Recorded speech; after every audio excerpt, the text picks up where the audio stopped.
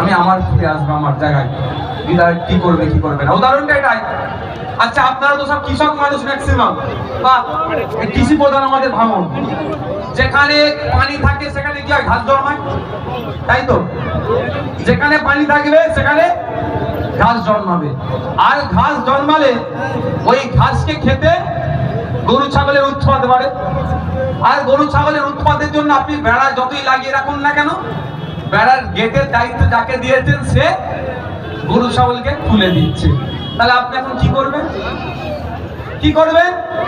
পানি আসলে ঘাস জন্মাবে, ঘাস জন্মালে গরু ছাগলের উৎপাদ বাড়বে। তাহলে আমার ফার্স্ট কাজ কি হবে? ঘাস জন্মানোটাই বন্ধ করতে হবে। ঘাস জন্মানো বন্ধ কিভাবে হবে? পানি আসার লাইনটা বন্ধ করতে হবে। পশ্চিম বাংলায় বিজেপি আসার লাইনের নাম হচ্ছে তৃণমূল। তো পশ্চিম বাংলায় যদি আপনি বিজেপি আসা বন্ধ করেন, পানি আসার লাইন তৃণমূলটাকে কাটুন, পশ্চিম বাংলা সেই 2011-র মতো করে দিন তৃণমূলকে, আর বিজেপি বাংলায় খুঁজে পাবেন। বুঝাতে পারলাম? 2011-র আগে পশ্চিমবাংলায় তৃণমূল ছিল না, বিজেপিও ছিল না। 2011-র পরে পশ্চিমবাংলায় বিজেপি এসেছে, তৃণমূল এসেছে।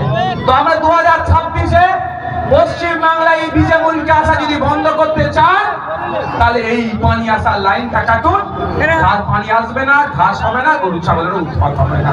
মাথায় থাকবে তো নাকি?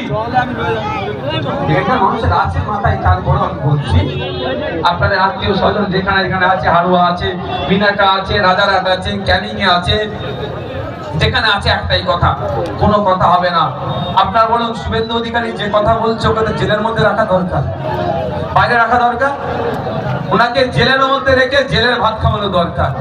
2-4 বার জেলের ভাত খাওয়ালে পশ্চিমবাংলায় সাম্প্রদায়িক কথা বলার তুই চুপ হয়ে যায়।